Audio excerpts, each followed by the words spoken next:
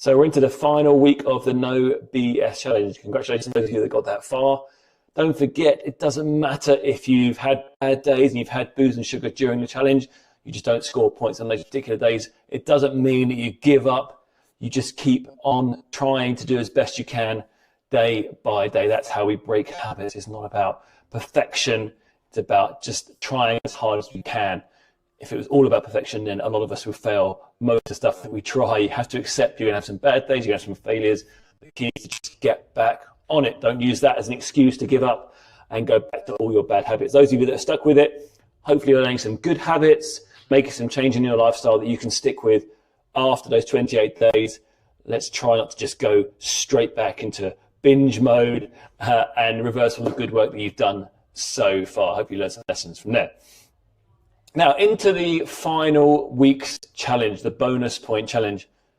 This is, as you know, a very stressful time, and we've done hydration for the first week. We did some mental health work for week 2, where we were avoiding screen time. Last week was about removing that tightness in our hip flexors with the couch stretch to prevent that sitting posture that we all get stuck in and relieve some of the symptoms of that. Well, this week is all about stress management, something that we do sometimes as our end of class extra credit, and it's about parasympathetic breathing, which is just a technical way of talking about a form of, I suppose you could call it meditation, and getting your body out of the sympathetic state. That's the fight or flight mode that we're in when we're stressed out and our stress levels are high. We're wired thinking about stuff all the time, into the parasympathetic state where we're able to recover more quickly and allow our brains to relax and our bodies to relax, and just all of the good stuff that happens in the recovery phase happens when you're in a parasympathetic state. It's important to get there at the end of your day or at the end of your workout even. So you're going to go do some parasympathetic breathing. This is what's going to allow you to get from the sympathetic, the stressed state, into that parasympathetic state. If you spend all day in that sympathetic nervous system, in that hardwired fight or flight, high stress, high cortisol mode, it's going to block your body's ability to recover, and also your body's ability to burn fat. High levels of cortisol prevent your body from burning fat, and we need to, well, we'd like to be as lean as we can. So getting into that parasympathetic state is very useful, and it's often undervalued. People value the intensity, they value getting wired for their workouts, but they don't value that ability to calm down and recover. So we're going to do 5 minutes parasympathetic breathing each day, and it's a very simple process. Now, I've got a well-lit room because I'm on camera, but you want to do this in a dim lit room, somewhere you can relax. A dark room is great. We don't want to fall asleep, but we do want to be able to relax. So what we're going to do is put our feet up on a bench. I'm going to move my dog out of the way. Excuse me, chair. Thank you. Feet on a bench here and lie down like so. Hands either palms up, so you haven't got that sensation of fingers into the floor. And you should feel that your lower back is in contact with the ground. So the reason we put our legs up is just take the weight off our lower back and allow us to relax. Those of you that got particularly forward head position here, so you have problems with maybe your neck and your head is forward, don't be afraid of putting something underneath your head so you feel a bit more comfortable. It's not about feeling uncomfortable, trying to force yourself into position. So if you need to have something underneath your head to create more comfort, then please do so. All we're going to do from this position is just focus on box breathing. So we're going to breathe in, and you should feel, if you haven't done this before, it can be difficult, but you're going to breathe in. When you breathe in, I want you to focus on letting your belly expand. This is diaphragmatic breathing. So as you breathe in, expand your belly like so. So you're pressing out here. Take about 5 seconds for a breath in. Hold it for 5. And exhale for 5.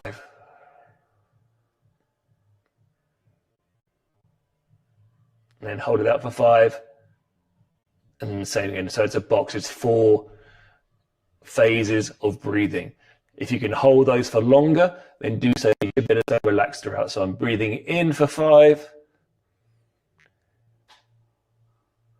Holding it in for 5. breathing out for 5, and holding it out for 5. And that's box breathing, parasympathetic breathing. You should feel your belly expanding as you breathe in. That's you using your diaphragm. A lot of people, when they breathe into that chest, and that is not allowing that relaxation that we need to get into our parasympathetic state. So put your hands on your belly if you need to feel that expansion. I often feel like for people that learn it for the first time, it's easier to learn on the breath out. So just push your belly out to start with, and then think about breathing out. And as you breathe out, push it in with your hands like you're pressing a bagpipe. So I like to feel, expand your belly and then just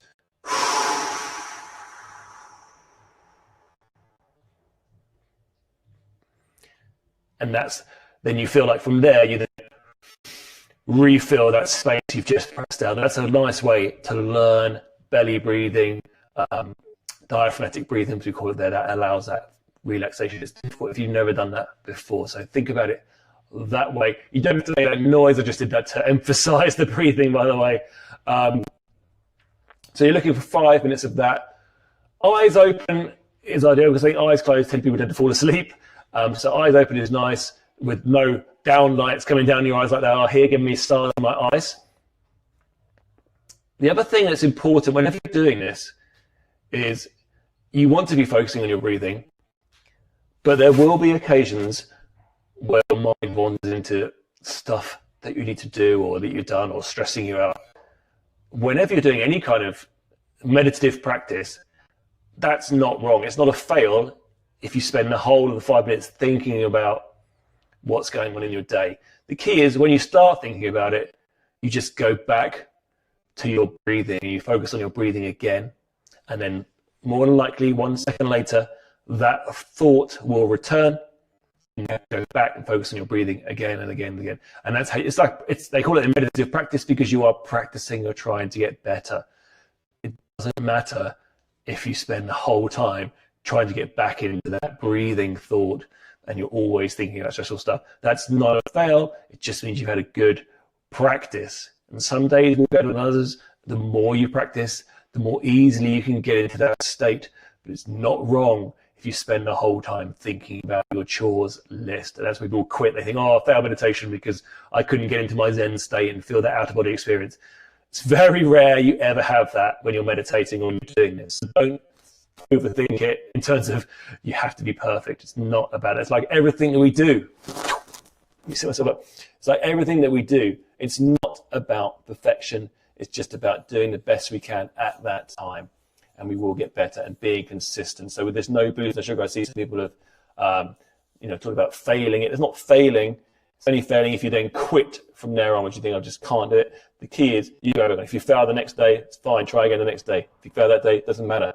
Just keep trying every single day and you will get better. And it'll build an awareness at least. So you might not be perfect, but it could well be an improvement. All right. So good luck on your last week in the No BS challenge. Say hello to Chaya here. She's wanting to get involved today. Remember, 5 minutes parasympathetic breathing a day for your 1 bonus point. And that's it. Tick that off. Let me know how you get on with this meditative practice. I hope it helps you to feel better, to recover better. When you recover better, you can perform with higher intensity. So it has a benefit to those of you that are training for performance because it allows you to train harder if you can improve your recovery. So remember, this has a benefit for everyone involved. Give it a try. Let me know how you get on, and I'll do a review in 7 days' time. Thanks, guys.